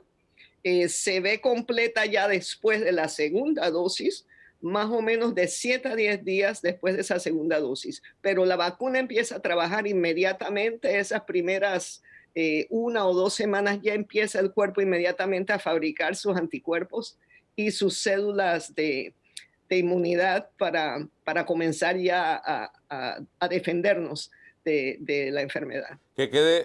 Me han dicho, doctora, que la vacuna no significa que no me va a dar la enfermedad. Puede que me dé, pero que no sea el impacto tan severo. ¿Es así? Correcto. La efectividad arriba del 90% quiere decir que el riesgo que podríamos tener de enfermarnos baja en un 90%. Entonces es muy poco probable que nos enfermemos. Y si nos enfermamos, entonces lo más seguro es que va a ser una infección muy leve y muy manejable y podría hasta ser asintomática. Danilo Toro. Buen día, doctora. Buenos días. Doctora, ¿sabrá usted cuál es el costo de esta vacuna y si el costo de las vacunas tiene en alguna medida, es alguna expresión de su calidad o de su efectividad? No, el costo no es expresión de calidad. No tengo el costo exacto, pero se ha proyectado alrededor de los $20 por dosis. Nuevamente, no me tomen eso como la ley porque no tengo el precio oficial. Pero para darles una comparación, eso se compara con $3 o $4 que sería la de AstraZeneca, que todavía no se ha aprobado.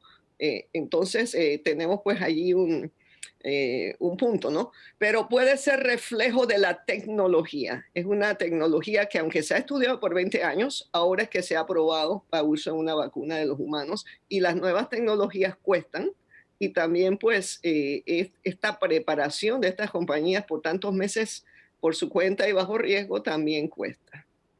Bueno, doctora, agradecido de todo corazón por habernos regalado estos minutos. Sé que Claro. hizo lo humanamente posible para meterlo en la agenda allá en Estados Unidos.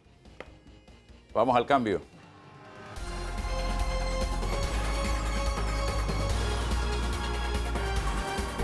Bien, señoras y señores, este bloque lo vamos a hacer Danilo y yo con nuestro invitado Pierre Leinadier, presidente de la Cámara de Comercio, Industria y Agricultura de Panamá, de esta manera.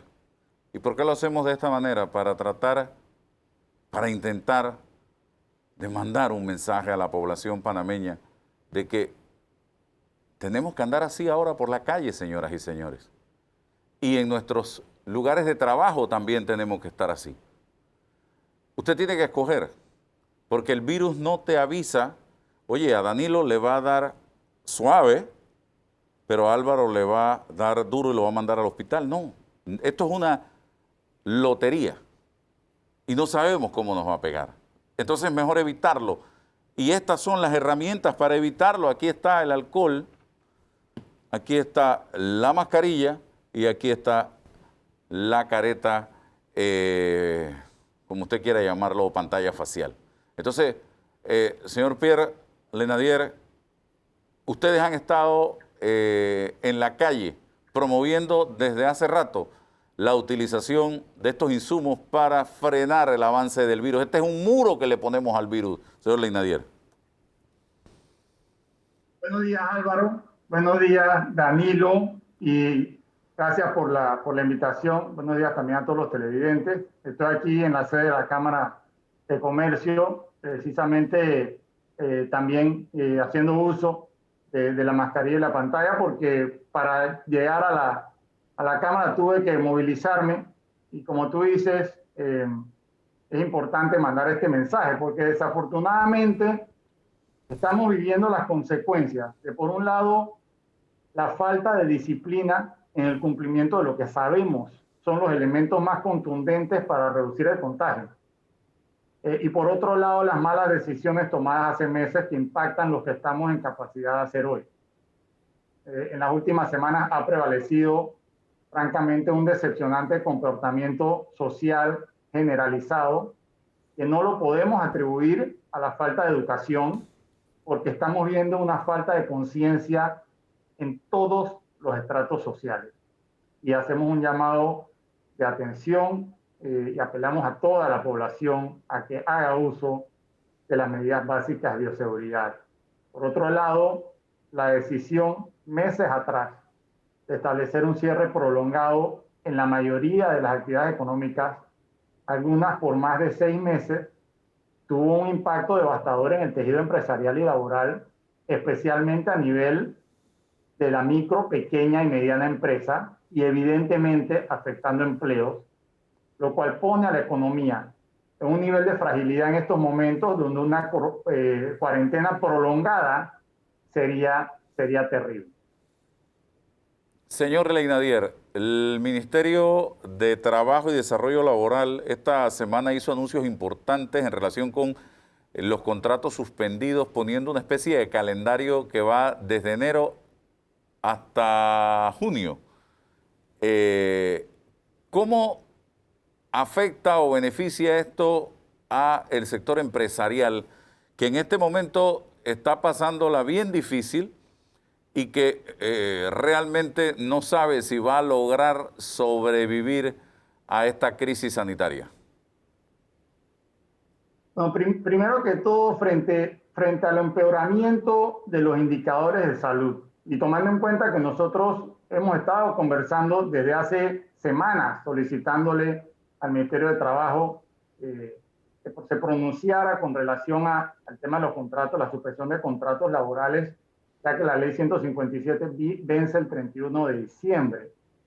Pero frente al empeoramiento de los indicadores de salud y la posibilidad de que se tomaran medidas y restricciones que se anunciaron esta semana, nosotros desde inicio de la semana reiteramos al gobierno que cualquier decisión con relación a la suspensión de contratos tomara en cuenta las medidas que se iban a implementar. Entonces, con los anuncios de esta semana, claramente hay una incoherencia entre hablar de cuarentenas y de reactivación de empleo. Entonces, ese es un tema que, por otro lado, nosotros le insistimos al Ministerio de Trabajo que si bien tuvimos conversaciones y conversamos de distintos conceptos, uno de ellos que concordamos, creo que todos, sobre la gradualidad de la incorporación de contratos suspendidos, dado que a la fecha solo se han activado 35% los mismos y no es realista pensar que de aquí a fin de año se van a contratar o se van a activar el resto. Coincidimos en una gradualidad, pero también pedimos que se nos compartiera el documento y ese documento no se nos compartió y ese documento tiene múltiples situaciones con las cuales nos surgen cuestionamientos serios y lo que estamos pidiendo entonces es que nos sentemos a conversar sobre el mismo. ¿Qué les preocupa realmente y qué cambiarían ustedes allí? Bueno, nosotros, como dije, estamos de acuerdo con la reactivación gradual. Sin embargo, esta reactivación debe darse en función de las necesidades que tienen las empresas, dada la dinámica de la actividad en la que se mueve. Tratar de forzar, digamos, una reactivación en base a porcentajes por actividad, realmente no tenemos un sustento técnico de dónde salen estos porcentajes, más allá de tratar de establecer una diferenciación.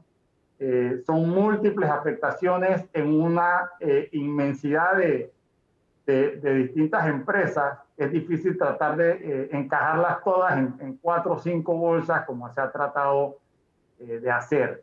También yo creo que pretender o interpretar que se le dé a las empresas la responsabilidad de activar gradualmente los empleos como algo en contra de la actividad precisamente de los empleos, no me parece que es correcto, dado que lo primero que tenemos que garantizar es la sostenibilidad de las empresas para que se puedan reactivar los empleos. De lo contrario, si se pierde la empresa, se pierden todos los empleos. Señor Leinadier, es inevitable que lo que va a pasar, muchas empresas de aquí a ese 30 de junio, evidentemente van a dejar sin efecto muchos de los contratos de trabajadores que incluso ya saben muchas empresas que no van a poder contratar a muchos trabajadores y que pueden funcionar con el equipo que tienen, no porque el trabajador es malo, sino porque simplemente no pueden volver a llamarlos a todos. La posibilidad de llamar a esos trabajadores en enero, sentarse a conversar con ellos y buscar un mecanismo para liquidarlos, ¿no es factible? En vez de tenerlos con la esperanza y la zozobra de que me van a llamar o me van a llamar y me van a llamar. Bueno, yo precisamente es una situación que están enfrentando muchas empresas y es difícil tratar de establecer un marco para que todas sigan el mismo curso en estas conversaciones que se van a tener que dar. Pero te doy un ejemplo también de una herramienta necesaria para proteger las empresas y es un proyecto de ley de reorganización conciliada que se le presentó al Ejecutivo hace 5 meses para permitirle también a las empresas que entraran a través del proceso arbitral y no recurrir a los tribunales porque la ley de reorganización que se aprobó en el 2016 no ha sido reglamentada a la fecha y no contempla obviamente una pandemia y una situación tan masiva de problemas en empresas y de situaciones de reorganización que le permitan a los empresarios sentarse a conversar con sus acreedores y tratar de proteger la empresa y proteger los empleos hacia adelante. Entonces, el punto aquí es que hay una diversidad de afectaciones en múltiples empresas y que lo lógico sería darle la posibilidad a las empresas que trabajen esto dentro de un marco, dentro de un periodo, pero al forzar la activación porcentualmente, mensualmente, lo que se pone en riesgo es la sostenibilidad de las mismas empresas y en riesgo más empleos de los que inclusive están suspendidos. Pregunta Danilo Toro. Sí, buenos días, señor Leinadier. Efectivamente, forzar a los actores deja de ser realista, ¿no? Forzar a un actor económico como el sector privado para que vuelva a contratar a su personal como si la economía estuviera caminando no es realista. Y por el otro lado, forzar una situación también en el sector laboral, en la parte de los empleados, de los obreros, tampoco es realista. Es decir, estamos hablando de una realidad que tiene un punto de equilibrio frágil que el gobierno tiene que descubrir o que detectar. Pregunto, ¿en qué medida el flujo de recursos económicos ha sido algo que la empresa privada ha podido utilizar en su favor para tomar oxígeno y reponerse? ¿El crédito disponible se ha quedado corto? ¿Es demasiado burocrático? ¿Es demasiado oneroso? ¿Qué está representando la disponibilidad de crédito que el Estado logró en un momento determinado? ¿Es suficiente? ¿La empresa privada lo ha podido conseguir? ¿Está allí pero no funciona? ¿Cómo lo ve usted?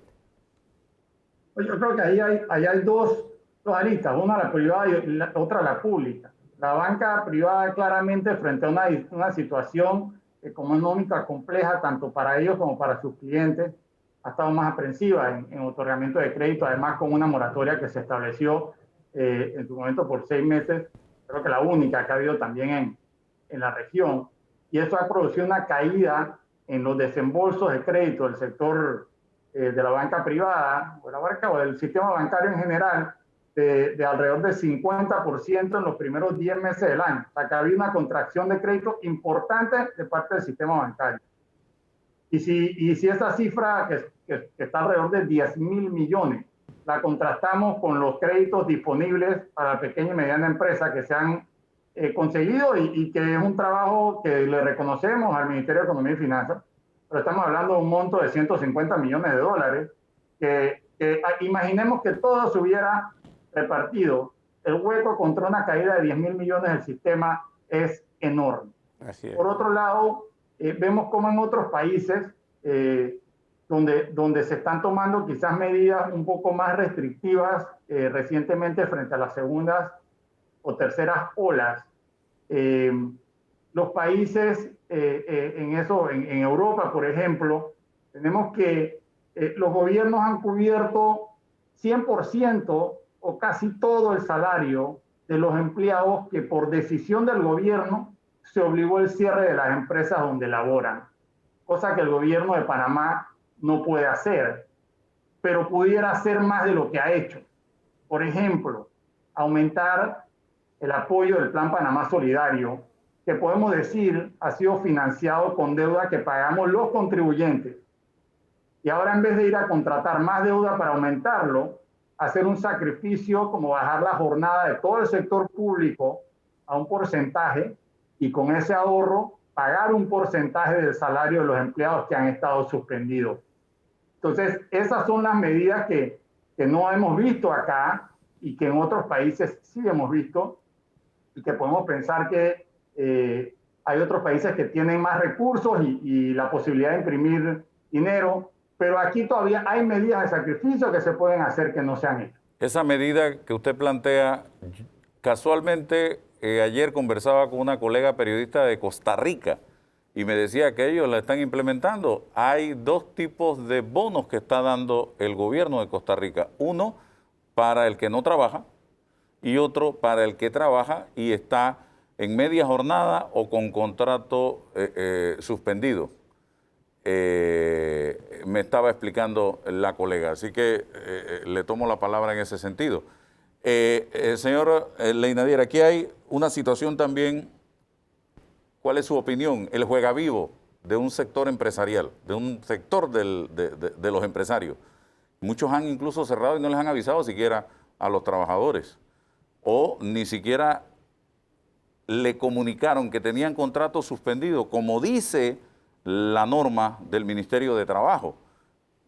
¿Qué hacer en ese sentido? Y lo segundo, que se lo pregunté a la ministra, ¿qué debe hacer el trabajador que está con contrato suspendido el 2 de enero y qué debe hacer el empresario el 2 de enero frente a ese tema con el trabajador?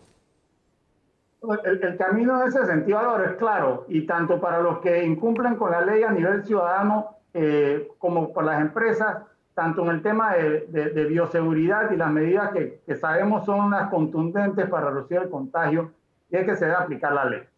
En el caso de las empresas y los casos que tú mencionas, yo diría que son las excepciones, pero ahí no hay otro camino más que se haga cumplir la ley.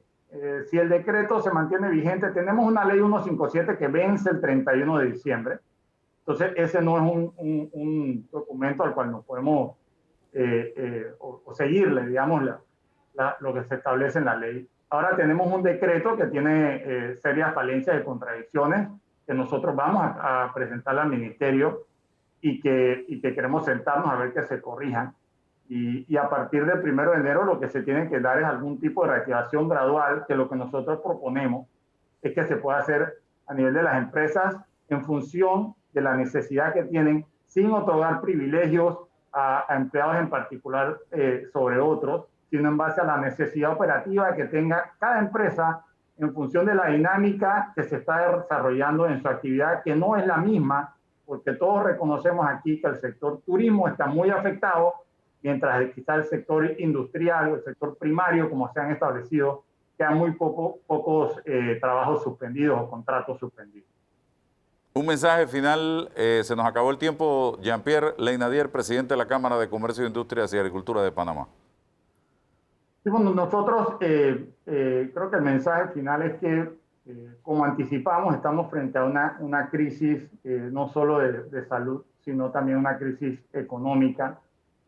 Nosotros reconocemos el trabajo que está haciendo el equipo de salud que está al frente de la primera línea de defensa contra contra el virus, pero también entendamos que las decisiones que se toman hacia adelante tienen que contemplar los tres ejes, el eje de salud, el eje económico y el eje social.